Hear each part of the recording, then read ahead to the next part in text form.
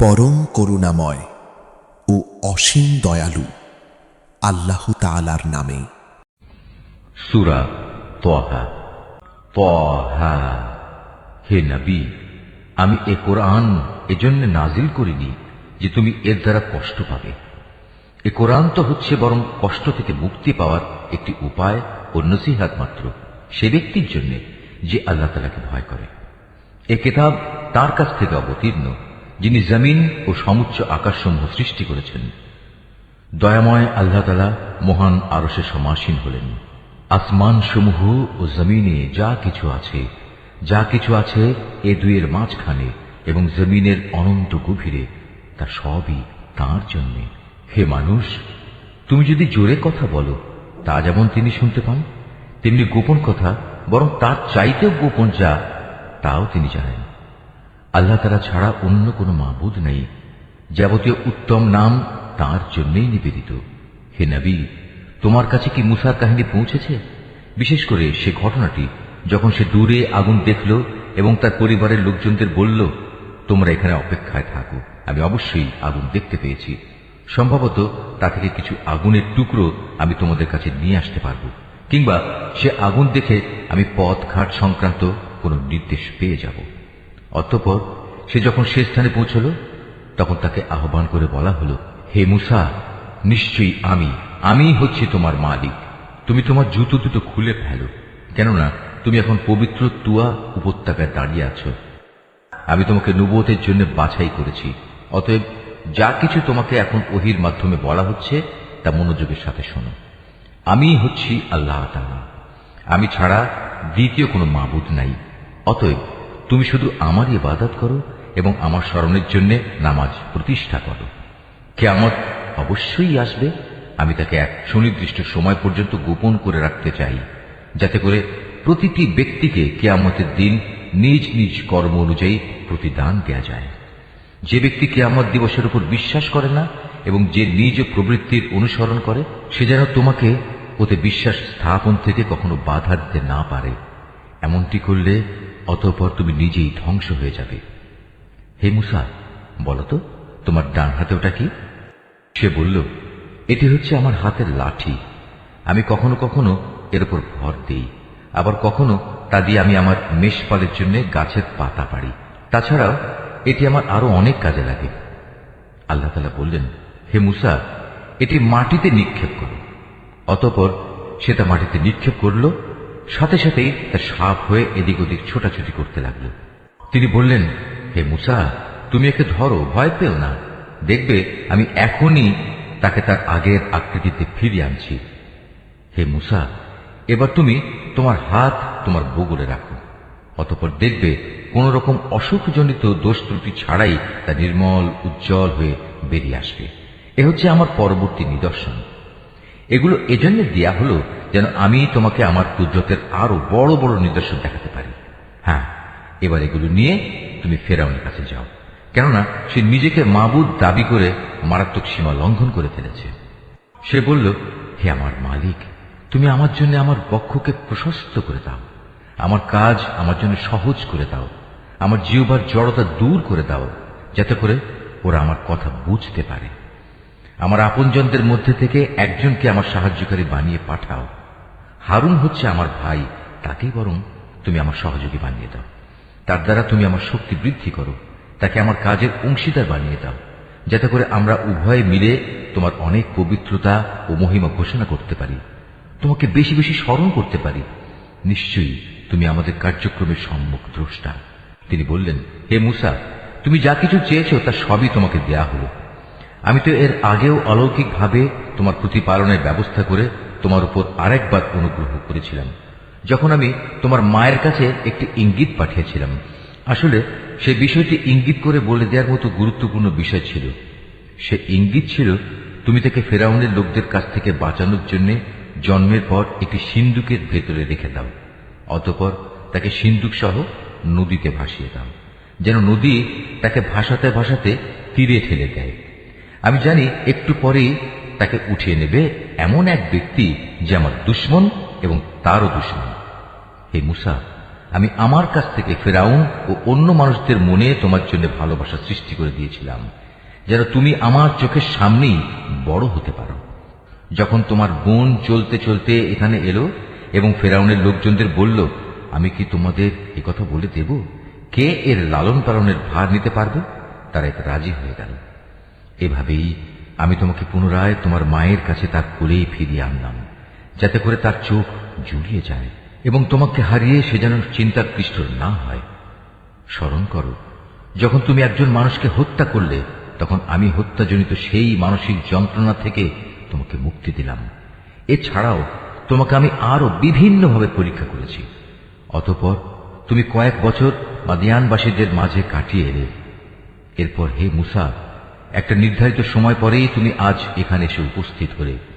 আমি এই দীর্ঘ পরীক্ষা দ্বারা তোমাকে আমার নিজের কাজের জন্য প্রস্তুত করে নিয়েছি।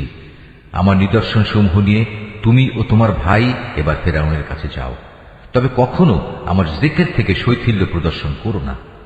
তোমরা দুজনে অবিলম্বে ফেরাউনের কাছে চলে যাও, কেননা সে মারাত্মকভাবে সীমা লঙ্ঘন করেছে।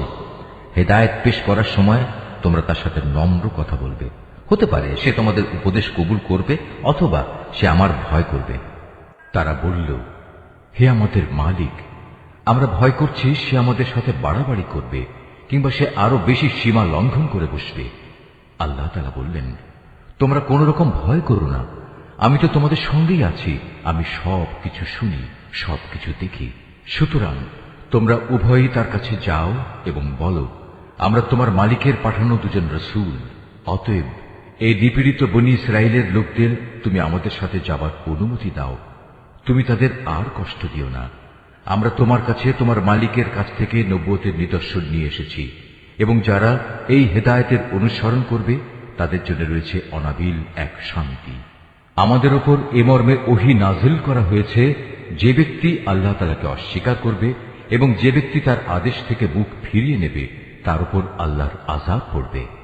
এসব শোনার পর ফেরাউন বলল, হে মুসা, বলো কে আবার তোমাদের মালিক? সে বলল, আমাদের মালিক তিনি, যিনি প্রতিটি জিনিসকে তার যথাযোগ্য আকৃতি দান করেছেন, অতঃপর তাদের সবাইকে সঠিক পথ নির্দেশ দিয়েছেন। সে বলল, তাহলে আগের লোকদের অবস্থা কি হবে? সে বলল, সে বিষয়ে জ্ঞান আমার মালিকের কাছে সংরক্ষিত একটি বিশেষ গ্রন্থে মজুদ আছে। আমার মালিক কখনো ভুল পথে যান না, তিনি কারো কোনো কথা ভুলেও যান না। তিনি এমন এক সত্তা, যিনি তোমাদের জন্য জমিনকে বিছানা বানিয়ে দিয়েছেন, ওতে তোমাদের চলার জন্য বহু ধরনের পথ ঘাটের ব্যবস্থা করে দিয়েছেন। তিনি আকাশ থেকে বৃষ্টির পানি প্রেরণ করেন, অতঃপর তা দিয়ে জমিন থেকে বিভিন্ন ধরনের উদ্ভিদ বের করে আনেন, যেন তোমরা তা নিজেরাও খাও এবং তাতে তোমাদের পশুদেরও চড়াতে পারো। অবশ্যই এর মাঝে বিবেক সম্পন্ন মানুষদের জন্য শিক্ষার অনেক নিদর্শন রয়েছে। তোমরা যে জমিনের ওপর রয়েছ তা থেকেই আমি তোমাদের পয়দা করেছি, তাতেই আমি তোমাদের ফিরিয়ে নিয়ে যাব এবং পরিশেষে তা থেকেই আমি তোমাদের দ্বিতীয়বার বের করে আনব। ফেরাউনের অবস্থা ছিল, আমি তাকে আমার যাবতীয় নিদর্শন দেখিয়েছি, কিন্তু এ সত্ত্বেও সে একে মিথ্যা প্রতিপন্ন করেছে এবং অবিশ্বাস করেছে। এক পর্যায়ে ফেরাউন বলল, হে মুসা, তুমি কি নবুয়তের দাবি নিয়ে এজন্য আমাদের কাছে এসেছো যে তুমি তোমার জাদু ও তেলেসমাতি দিয়ে আমাদের দেশ থেকে বের করে দেবে? তবে হ্যাঁ, আমরাও তোমার সামনে অনুরূপ জাদু এনে হাজির করব। অতএব এসো, তোমার এবং আমাদের মাঝে একটা মোকাবেলার ওয়াদা ঠিক করে নিই, যার আমরাও খেলাপ করব না, তুমিও করবে না। তবে এটা হবে খোলা ময়দানে, যেন সবাই তা দেখতে পায়। সে বলল, হ্যাঁ, তোমাদের সাথে প্রতিযোগিতার ওয়াদা হবে তোমাদের মেলা বসার দিন। সেদিন মধ্যদিনেই যেন লোকজন এসে জমা হয়ে যায়। অতঃপর ফেরাউন উঠল এবং কথা অনুযায়ী জাদুর সামানপত্র জমা করল। তারপর মোকাবেলা দেখার জন্য সে ময়দানে এসে হাজির হল। মুসা তাদের লক্ষ্য করে বলল, দুর্ভোগ হোক তোমাদের, তোমরা কখনো আল্লাহ তাআলার উপর মিথ্যা অভিযোগ আরোপ করো না, নতুবা তিনি তোমাদের আযাব দিয়ে সমূলে ধ্বংস করে দেবেন। আর যে ব্যক্তি মিথ্যা বানায় সেই মূলত ব্যর্থ হয়ে যায়। মুসার কথা শুনে তারা নিজেদের পরিকল্পনার ব্যাপারে একে অন্যের সাথে মতবিরোধ করল, কিন্তু তারা গোপন সলার পরামর্শ গোপনই রাখল। ফেরাউনের লোকজন বলল, অবশ্যই এই দুজন মানুষ হচ্ছে জাদুকর, তারা জাদুর খেলা দিয়ে তোমাদের দেশ থেকে তোমাদের বের করে দিতে এবং তোমাদের এই উৎকৃষ্ট জীবন ব্যবস্থার অস্তিত্ব খতম করে দিতে চায়। অতএব হে জাদুকররা, তোমরা তোমাদের সব জাদু একত্রিত করো, তারপর সারিবদ্ধ হয়ে জাদু দেখানোর জন্য উপস্থিত হয়ে যাও। আজ যে এ মোকাবেলায় জয়ী হবে সেই হবে সফলকাম। তারা বলল, হে মুসা, বলো, আগে তুমি তোমার লাঠি নিক্ষেপ করবে না আমরা আমাদের জাদু নিক্ষেপ করব? সে বলল, তোমরাই বরং আগে নিক্ষেপ করো। জাদুর প্রভাবে তার কাছে মনে হলো তাদের জাদুর রশি ও লাঠিগুলো বুঝি এদিক সেদিক ছোটাছুটি করছে। এতে মুসা তার অন্তর কিছুটা ভয় ও শঙ্কা অনুভব করল। আমি বললাম, হে মুসা, তুমি ভয় পেও না, শেষ তক তুমিই বিজয়ী হবে। হে মুসা, তোমার ডান হাতে যে লাঠি আছে তা ময়দানে নিক্ষেপ করো, দেখবে এ যাবৎ যা খেলা ওরা বানিয়েছে এটা সেগুলিকে গ্রাস করে ফেলবে। মূলত ওরা যা কিছুই করেছে তা তো ছিল নেহায়েত জাদুকরের কৌশল, আর জাদুকর কখনো কামিয়াব হয় না যে রাস্তা দিয়ে সে আসুক না কেন। মুসার লাঠি বিশাল অজগর হয়ে জাদুকরদের সাপগুলো গিলে ফেলল। এটা দেখে অতঃপর জাদুকররা সবাই সাজদা অবনত হয়ে গেল এবং তারা বলল, আমরা হারুন ও মুসার মালিকের উপর ঈমান আনলাম। সে ফিরআউন বলল, আমি তোমাদের এ ধরনের কোন অনুমতি দেওয়ার আগেই তোমরা তার উপর ঈমান আনলে।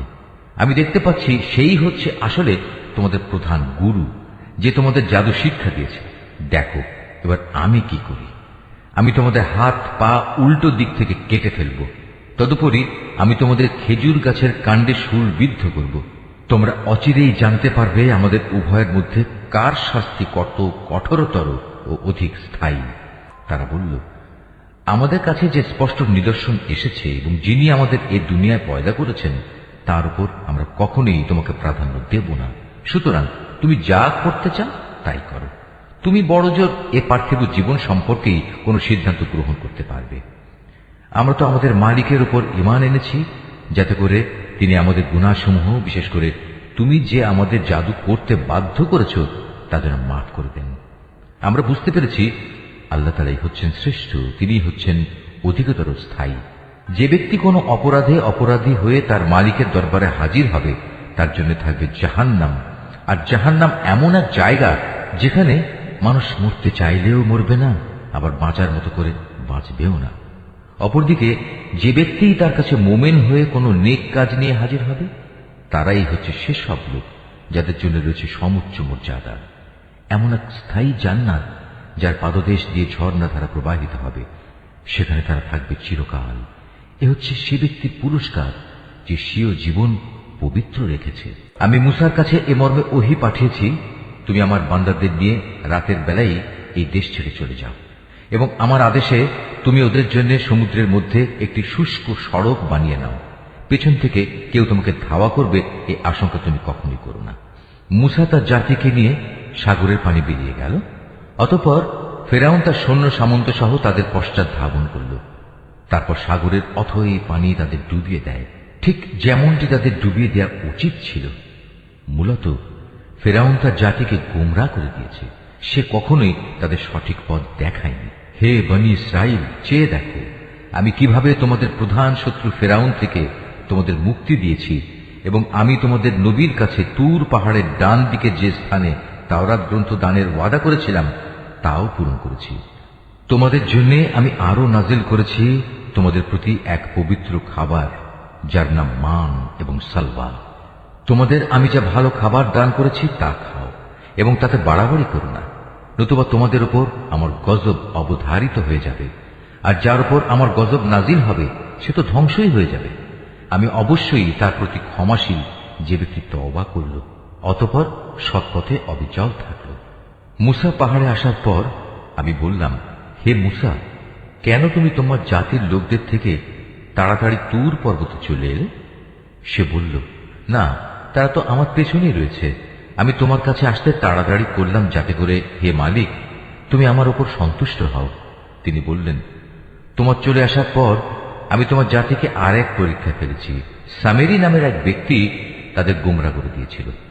অতঃপর মুসা অত্যন্ত ক্রুদ্ধ ও ক্ষুব্ধ হয়ে তার জাতির কাছে ফিরে এল। এসে তাদের সে বলল, হে আমার জাতি, এ তোমরা কি করলে? আল্লাহ তাআলা কি তোমাদের একটি উত্তম প্রতিশ্রুতি দেননি যে তোমাদের তিনি এ জমিনের কর্তৃত্ব সমর্পণ করবেন? তবে কি আল্লাহ তাআলার এ প্রতিশ্রুতির সময়টি তোমাদের কাছে খুব দীর্ঘ মনে হয়েছিল? তোমরা আর অপেক্ষা করতে পারলে না? কিংবা তোমরা এটাই চেয়েছো তোমাদের উপর তোমাদের মালিকের গজব অবধারিত হয়ে পড়ুক, অতঃপর তোমরা আমার ওয়াদাই ভঙ্গ করে ফেললে? তারা বলল, হে মূসা, আমরা তোমার প্রতিশ্রুতি নিজেদের ইচ্ছায় ভঙ্গ করিনি। আসলে যা ঘটেছে তা ছিল মানুষদের অলংকার পত্রের বোঝা আমাদের উপর চাপানো হয়েছিল। আমরা তা বইতে না পেরে আগুনে নিক্ষেপ করে দিই। এ ছিল আমাদের অপরাধ। এভাবেই সামেরি আমাদের প্রতারণার জালে নিক্ষেপ করল। তারপর সে অলংকার দিয়ে তাদের জন্য একটি বাছুর বানিয়ে বের করে আনল। মূলত তা ছিল একটি নিষ্প্রাণ অবয়ব, তাতে গরুর মতো শব্দ ছিল মাত্র।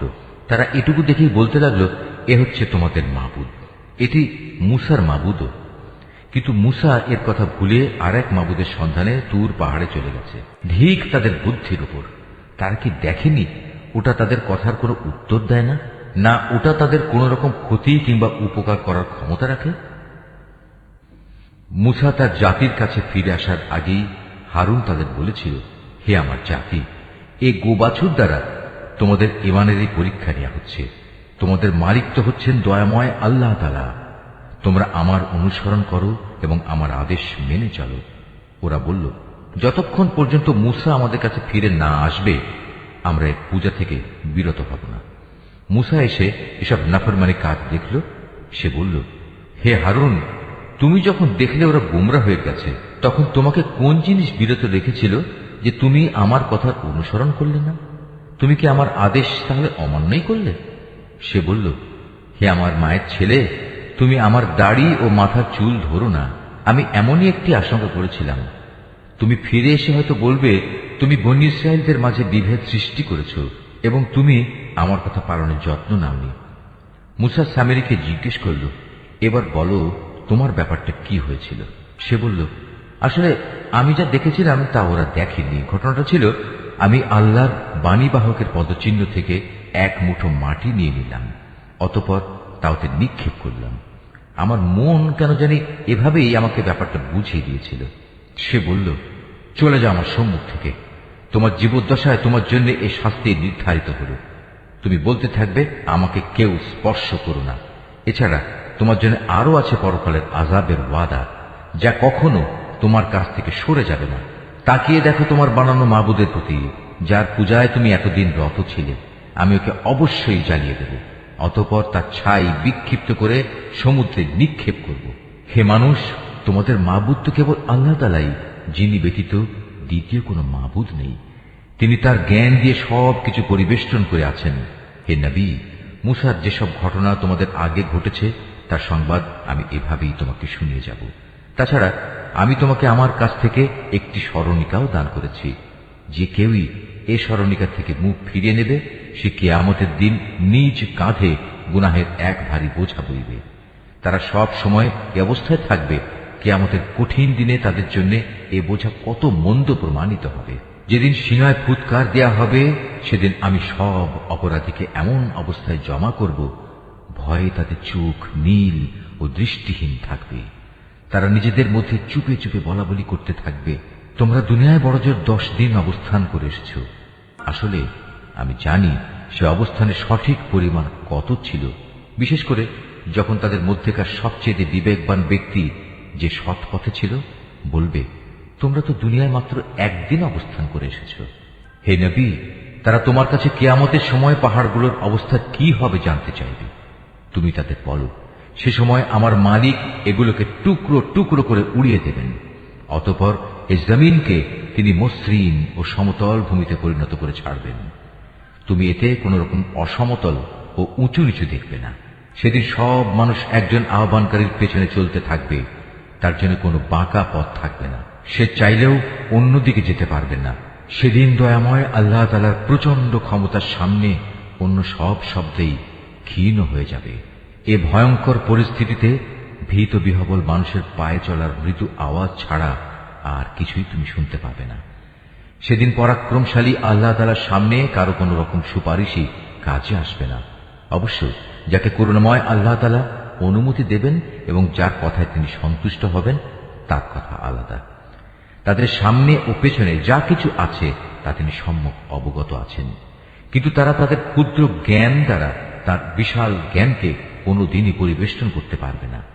সেদিন মানুষের চেহারাগুলো সেই চিরঞ্জীব ও অনাদি সত্তার সামনে অবনত হয়ে যাবে। ব্যর্থ হবে সে ব্যক্তি যে সেদিন শুধু জুলুমের ভারী বহন করবে। অপরদিকে যে ব্যক্তি ঈমানের সাথে দুনিয়ায় নেক কাজ করেছে, সেদিন সে কোনো জুলুমের ভয় করবে না এবং কোনো ক্ষতির ভয়ও।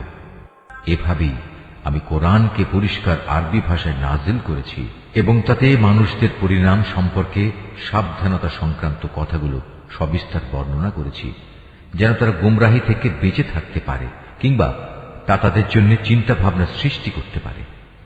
আল্লাহ তাআলা অতি মহান, তিনি সৃষ্টিকুলের প্রকৃত বাদশাহ, তিনি কোরআন নাজিল করেছেন। হে নবী, তোমার কাছে তার ওহী নাজিল পূর্ণ হওয়ার আগে কোরআনের ব্যাপারে কখনো তাড়াহুড়ো করো না, তবে জ্ঞান বাড়াতে চাইলে বলো, হে আমার মালিক, আমার জ্ঞান ভাণ্ডার তুমি বৃদ্ধি করে দাও। আমি এর আগে আদম সন্তানের প্রতি নির্দেশ দান করেছিলাম, কিন্তু সে এসব কথা ভুলে গেছে। আসলে আমি কখনো সে ব্যাপারে তাকে দৃঢ় সংকল্পবদ্ধ পাইনি। আমি ফেরেশতাদের যখন বলেছিলাম তোমরা আদমকে সিজদা করো, তখন তারা সাথে সাথেই সিজদা করল, কিন্তু ইবলিস সে অস্বীকার করল। আমি আদমকে বললাম, এ শয়তান হচ্ছে তোমার ও তোমার জীবন সাথীর দুশমন, সুতরাং দেখো এমন যেন না হয় যে সে তোমাদের উভয়কেই জান্নাত থেকে বের করে দেবে এবং এর ফলে তুমি দারুণ দুঃখ কষ্টে পড়ে যাবে। অথচ এখানে তুমি কখনো ক্ষুধার্ত হও না, কখনো পোশাক বিহীন হও না, তুমি কখনো এখানে পিপাসার্ত হও না, কখনো রোদেও কষ্ট পাও না। কিন্তু এত সাবধান করা সত্ত্বেও অতঃপর শয়তান তাকে কুমন্ত্রণা দিল। সে তাকে বলল, হে আদম, আমি কি তোমাকে অনন্ত জীবনদায়িনী একটি গাছের কথা বলবো, যার ফল খেলে তুমি এখানে চিরজীবন থাকতে পারবে, এবং বলবো এমন রাজত্বের কথা যার কখনো পতন হবে না? অতঃপর তারা উভয় ওই নিষিদ্ধ গাছের ফল খেল। সাথে সাথেই তাদের শরীরের লজ্জাস্থানসমূহ তাদের সামনে প্রকাশ হয়ে পড়ল এবং তারা লজ্জায় তাড়াতাড়ি করে জান্নাতের বিভিন্ন গাছের পাতা দ্বারা নিজেদের লজ্জাস্থান ঢাকতে শুরু করল। এভাবেই আদম তার মালিকের নাফরমানি করল এবং এ কারণে সে সাময়িকভাবে পথভ্রষ্ট হয়ে গেল। কিন্তু তার ক্ষমা প্রার্থনার পর তার মালিক তাকে তার বংশধরদের পথ প্রদর্শনের জন্য বাছাই করে নিলেন, তার উপর ক্ষমা পরবশ হলেন এবং তাকে সঠিক পথ নির্দেশ দিলেন। তিনি বললেন, শয়তান ও তোমরা এখন উভয় দলই এখান থেকে নেমে পড়ো। মনে রাখবে, তোমরা কিন্তু একজন আর একজনের জঘন্য দুশমন। অতঃপর তোমাদের জীবন পরিচালনার জন্য যদি আমার কোনো হেদায়েত পথ নির্দেশ আসে, অতঃপর যে আমার হেদায়েত অনুসরণ করবে সে না কখনো দুনিয়ায় বিপদগামী হবে, না আখিরাতে সে কোনো কষ্ট পাবে। হ্যাঁ, যে ব্যক্তি আমার স্মরণ থেকে বিমুখ হবে তার জন্য জীবনের বাঁচার সামগ্রী সংকুচিত হয়ে যাবে। সর্বোপরি তাকে আমি কিয়ামতের দিন অন্ধ বানিয়ে হাজির করব। সে নিজেকে এভাবে দেখার পর বলবে, হে আমার মালিক, তুমি আমাকে কেন আজ অন্ধ বানিয়ে উঠালে? দুনিয়াতে তো আমি চক্ষুষ্মান ব্যক্তি ছিলাম। তিনি বলবেন, আসলে দুনিয়াতেও তুমি এমনই অন্ধ ছিলে। আমার আয়াতসমূহ তোমার কাছে এসেছিল, কিন্তু তুমি তা ভুলেছিলে। এভাবে আজ তোমাকেও ভুলে যাওয়া হবে। মূলত আমি এভাবেই তাদের প্রতিফল দিই। যারা আমার আয়াত নিয়ে বাড়াবাড়ি করে সে তার মালিকের আয়াতের উপর কখনো ঈমান আনে না। সত্যিকার অর্থে পরকালের আযাবই হচ্ছে বেশি কঠিন এবং অধিক স্থায়ী। এদের আগে আমি কত কত জনপদ ধ্বংস করে দিয়েছি, আর এ ধ্বংসপ্রাপ্ত জনপদ সমূহের উপর দিয়ে এরা তো হামেশাই চলাফেরা করে। অবশ্যই এতে বিবেকবান মানুষদের জন্য নিদর্শন রয়েছে। যদি তোমার মালিকের পক্ষ থেকে এদের অবকাশ দেওয়ার এই ঘোষণা না থাকত এবং এদের উপর আযাব আসার সুনির্দিষ্ট কালক্ষণ আগেই ঠিক করা না থাকত, তাহলে এদের উপর কবেই আযাব অবশ্যম্ভাবী হয়ে পড়ত। অতএব হে নবী, এরা যা কিছুই বলে তুমি তার উপর ধৈর্য ধারণ করো। তুমি বরং তোমার মালিকের প্রশংসা, পবিত্রতা ও মহিমা ঘোষণা করো সূর্যোদয়ের আগে ও তা অস্ত যাওয়ার আগে। রাতের বেলায় ও দিনের দুই প্রান্তেও তুমি আল্লাহর পবিত্রতা ঘোষণা করো। তাহলে কিয়ামতের দিন তুমি সন্তুষ্ট হতে পারবে। হে নবী, পার্থিব জীবনের সৌন্দর্য স্বরূপ ভোগ বিলাসের সেসব উপকরণ আমি তাদের অনেককেই দিয়ে রেখেছি। তার দিকে তুমি কখনো তোমার দু চোখ তুলে তাকাবে না। আসলে আমি এসব কিছু এ কারণেই দিয়েছি যেন আমি তাদের পরীক্ষা করতে পারি। মূলত তোমার মালিকের রিজিকই হচ্ছে উৎকৃষ্ট ও অধিক স্থায়ী। হে নবী, তোমার পরিবার পরিজনকে নামাজের আদেশ দাও এবং নিজেও তার উপর অবিচল থেকো। আমি তো তোমার কাছে কোন রকম রিজেক জীবন উপকরণ চাই না, রিজেক তো তোমাকে আমিই দান করি। আল্লাহ তাআলাকে ভয় করার জন্যই রয়েছে উত্তম পরিণাম। এর পরেও মূর্খ লোকেরা বলে, এ ব্যক্তি তার মালিকের কাছ থেকে আমাদের কাছে কোনো নিদর্শন নিয়ে আসে না কেন? তুমি কি মনে করো তাদের কাছে সেসব দলিল প্রমাণ নেই যা আগের কেতাবসমূহে মজুদ রয়েছে? আমি যদি এর আগেই তাদের কোনো আযাব দিয়ে ধ্বংস করে দিতাম, তাহলে অবশ্যই এরা বলতো, হে আমাদের মালিক, তুমি আযাব পাঠাবার আগে আমাদের কাছে একজন রসুল পাঠালে না কেন? রসুল পাঠালে আমরা এভাবে লাঞ্ছিত ও অপমানিত হওয়ার আগেই তোমার আয়াতসমূহ মেনে চলতাম। হে নবী, এদের বলো, হ্যাঁ, প্রত্যেক ব্যক্তি তার কাজের প্রতিফল পাবার অপেক্ষা করছে, অতএব তোমরাও অপেক্ষা করো। অচিরেই তোমরা জানতে পারবে সঠিক পথের অনুসারী কারা, আর কারাই বা সোজা সঠিক পথ পেয়েছে।